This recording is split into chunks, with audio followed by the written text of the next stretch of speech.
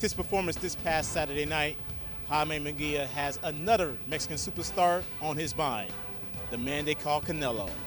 And while there will be no basketball played in this arena for the next 6 months, the Spurs will still be playing right here at Disney's Wide World of Sports in Orlando, Florida.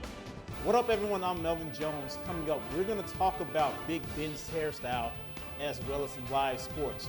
But first, this year, the RBC Heritage has its strongest field in the history of this tournament, thanks in part to COVID-19.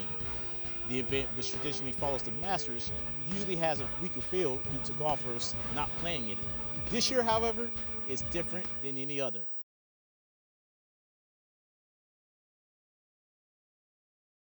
What up? Welcome to Full Sail Live. I'm Melvin Jones. We are here outside of AT&T Center as our San Antonio Spurs, they are ready to get back to work, and so is the rest of the league.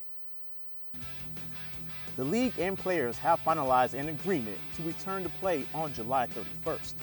It will feature 22 teams with an 8-game regular season before the fun of the playoffs begin.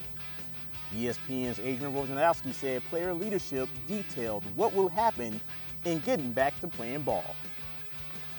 They walked the players through a lot of the details of what life will be like for players in the Disney bubble from a basketball perspective and from living arrangements, and they just conducted the vote. It passed unanimously. Now, the Spurs getting back to work isn't the only big story that's recovering out here. Head coach Greg Popovich has spoke his word in regards to the Black Lives Matter movement.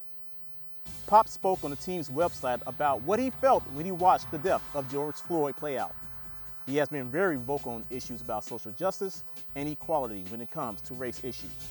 But this time, this really hit the coach in a different kind of way. I think I'm just embarrassed as a white person to know that that can happen.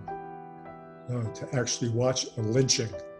You know, we've all seen books, and you look in the books and you see black people hanging up on trees, and you are amazed. But we just saw it again.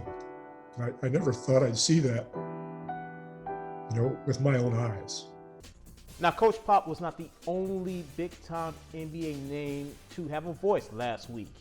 His heiress, Michael Jordan, has pledged over $100 million over the next 10 years for social justice reforms and education.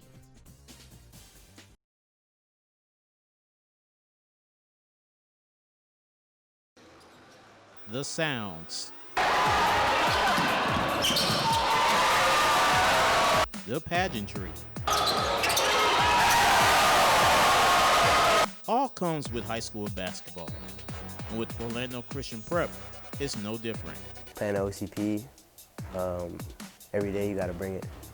And I feel like that's going to prepare you for the outside world. Because in the outside world, nobody's going to give you anything, and it's the same way at OCP.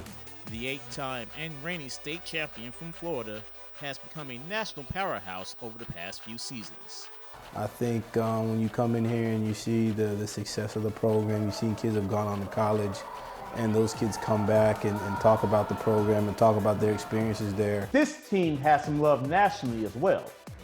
Max Preps has a team ranked 76th nationally and 4th in the state of Florida, right behind powerhouses Monteverde and IMG Academy.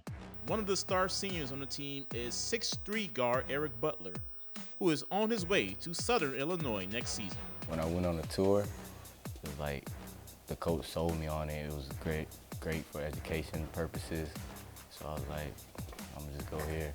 For a small school in Orlando, winning 8 state championships in the last 13 seasons isn't so bad.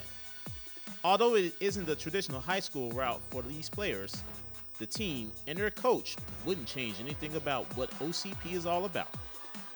Melvin Jones, Full Sail Live.